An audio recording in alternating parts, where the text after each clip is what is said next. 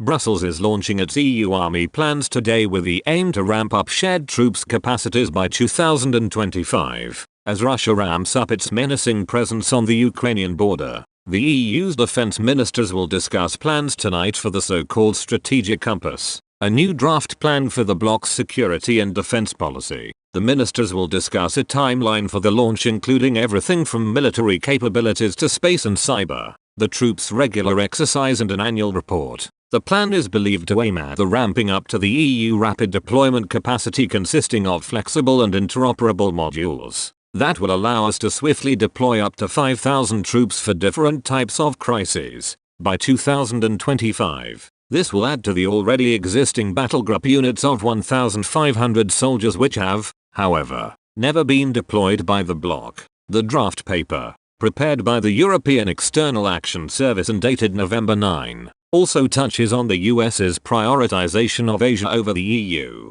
It reads, "The United States remains a global power who has contributed to peace, stability and democracy on our continent in the last century and the EU's staunchest international partner. But its shift towards Asia is undeniable. A rising bipolarity between the United States and China, it's structuring the international competition in virtually all areas. This comes despite US President Joe Biden saying he recognizes the importance of a stronger and more capable European defense that contributes positively to global and transatlantic security and is complementary to NATO." Earlier this month, the US leader made the comments after his meeting with French President Emmanuel Macron, the biggest supporter in the bloc of the creation of an EU army. The French President and EU Commissioner Joseph Borrell have been pushing for the bloc to build its own EU army in a bid to rely less on American and other non-EU NATO allies. But German Defense Minister Annegret Kramp-Karrenbauer shut down their hopes ahead of a NATO summit in Brussels.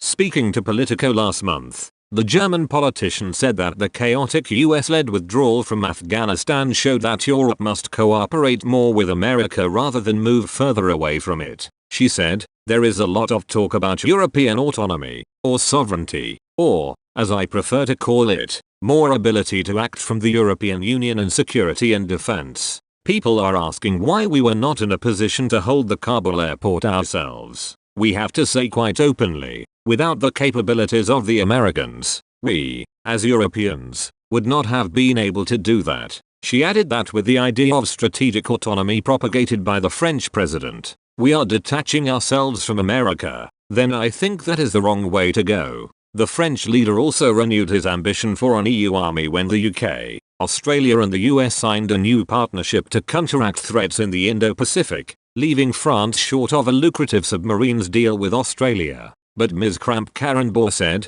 "I can understand the annoyance of France. However, it is to be noted that it was first of all a bilateral question of armament between two states." She urged the French leader to get over the problematic decision made by the AUKUS nations, adding, "It's good that there has now been a debate, including between France and the United States, because in view of the challenges that China poses for us, I believe it needs the full force of the West. What we cannot afford right now is to be divided on this issue." She continued, "It is not a question of building up our own European structures. We actually have possibilities at the European level. We have B&3 national units and we have the European battle groups. It is a question of how to make the processes better, and how we can make better use of the national capabilities we have on a European level, which can also be used by NATO. For example, strategic air transport. We have a European approach there.